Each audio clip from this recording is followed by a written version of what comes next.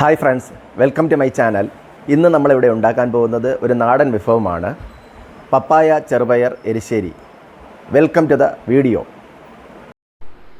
പപ്പായ ചെറുപയർ എരിശ്ശേരി ഉണ്ടാക്കുന്നതിന് ഞാനിവിടെ ഒരു പപ്പായ എടുത്തിട്ടുണ്ട്. അത് നമുക്ക് നല്ലവണ്ണം കഴുകി ക്ലീൻ ചെയ്ത് ചെത്തി എടുക്കാം. പപ്പായ നമുക്ക് കട്ട് ചെയ്തെടുക്കാം.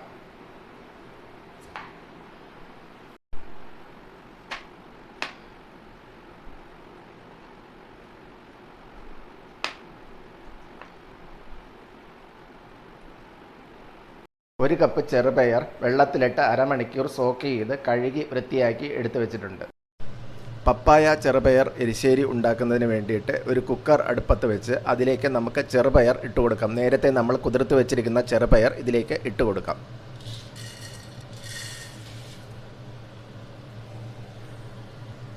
അടുത്തതായി അരിഞ്ഞ് കഷ്ണങ്ങളാക്കി വെച്ചിരിക്കുന്ന പപ്പായ ഇതിലേക്ക് ഇട്ട് കൊടുക്കാം.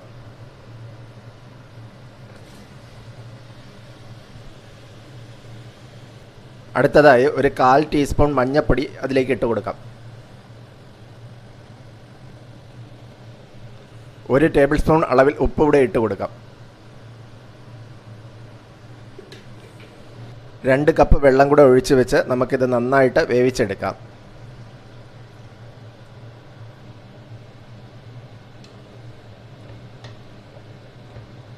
ഉപ്പും വെള്ളം എല്ലാം ഒഴിച്ചതിന് ശേഷം നന്നായിട്ടൊന്ന് ഇളക്കി കൊടുത്തതിന് ശേഷം കുക്കറിൻ്റെ അടപ്പ് അടച്ച് വെച്ച് നമുക്ക് വേവിച്ചെടുക്കാം.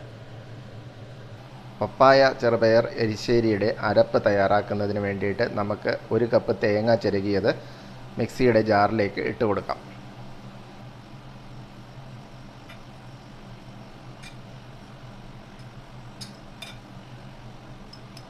അടുത്തതായി 1/2 ടീസ്പൂൺ മുളക് പൊടി ഇട്ട് കൊടുക്കാം.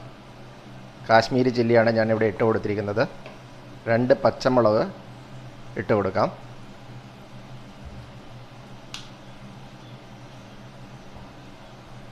ഒരു 5 കഷ്ണം ചെറിയ ഉള്ളി കൂടെ ഇട്ട് കൊടുക്കാം. 8 വെളുത്തുള്ളി അല്ലി കൂടി ഇതിലേക്ക് ഇട്ട് കൊടുക്കാം. 1 കപ്പ് വെള്ളം കൂടെ ഒഴിച്ച് നമുക്കിത് നന്നായിട്ട് അരച്ചെടുക്കാം. ഇതുപോലെ നന്നായിട്ട് അരച്ചെടുക്കുക. ഇനി നമുക്ക് കുക്കർ തുറന്നു നോക്കാം. പപ്പായയും ചെറുപയറും എല്ലാം നന്നായി വെന്ത് വന്നിട്ടുണ്ട്. ഇനി നമുക്കിത് ഉടച്ച് ചേർത്ത് കൊടുക്കാം.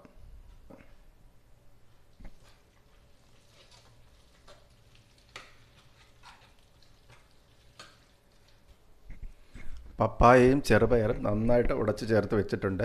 ഇനി അതിലേക്ക് നമുക്ക് നേരത്തെ അരച്ച് വെച്ചിരിക്കുന്ന അരപ്പ് ഒഴിച്ചു കൊടുക്കാം.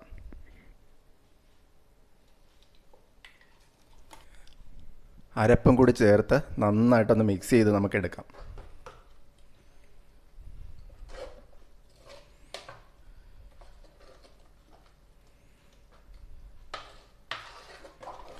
ഇതിലേക്ക് നമുക്ക് ഒരു 1/2 ടീസ്പൂൺ അളവിൽ മഞ്ഞൾപ്പൊടി ഇട്ട് കൊടുക്കാം. മഞ്ഞൾപ്പൊടിയും ചേർത്ത് നന്നായിട്ട് മിക്സ് ചെയ്തെടുക്കാം.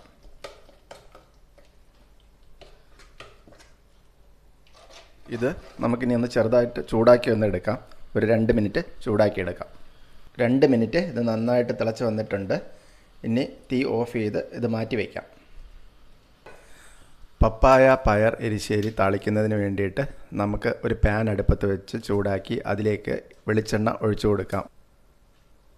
3 ടീസ്പൂൺ അളവിൽ വെളിച്ചെണ്ണ ഒഴിച്ചു കൊടുക്കാം. 3 ടീസ്പൂൺ അളവിൽ വെളിച്ചെണ്ണ ഒഴിച്ചു കൊടുത്തതിന് ശേഷം അതിലേക്ക് കടുകിട്ട് പൊട്ടിക്കാം. കടുകിട്ട് പൊട്ടിക്കഴിയുമ്പോൾ ഒരു 10 ചെറിയ ഉള്ളി ചെറുതായിട്ട് അരിഞ്ഞത് അതിലേക്ക് ഇട്ട് കൊടുക്കാം.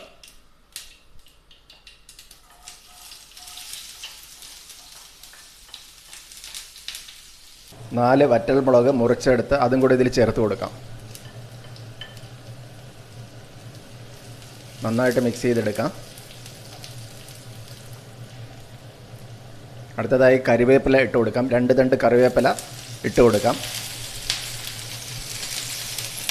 കറിവേപ്പില ഇട്ട് കൊടുത്തതിന് ശേഷം ഉള്ളി നന്നായിട്ട് മൂത്ത് ചുമന്ന് വന്നതിന് ശേഷം അതിലേക്ക് നമുക്ക് അരമുറി തേങ്ങ തിരുകിയത് ഇട്ട് കൊടുക്കാം. അതും കൂടെ ഇട്ട് നന്നായിട്ട് മിക്സ് ചെയ്തെടുക്കാം. തേങ്ങയും ചേർത്ത് നന്നായിട്ട് ഒന്ന് വറുത്തെടുക്കണം. തേങ്ങ ഒന്ന് റെഡ് കളർ ആവുന്നത് വരെ മൂപ്പിച്ചെടുക്കണം. തേങ്ങ നന്നായിട്ട് ചുമന്ന് മൂത്ത് വന്നിട്ടുണ്ട്. ഇനി നമുക്ക് തീ ഓഫ് ചെയ്യാം.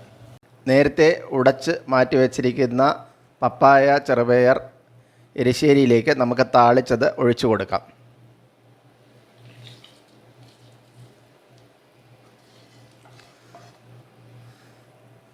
വളരെ സ്വാദിഷ്ടമായ പപ്പായ, ചെറുപയർ, എരിശ്ശേരി ഇവിടെ തയ്യാറായിട്ടുണ്ട്.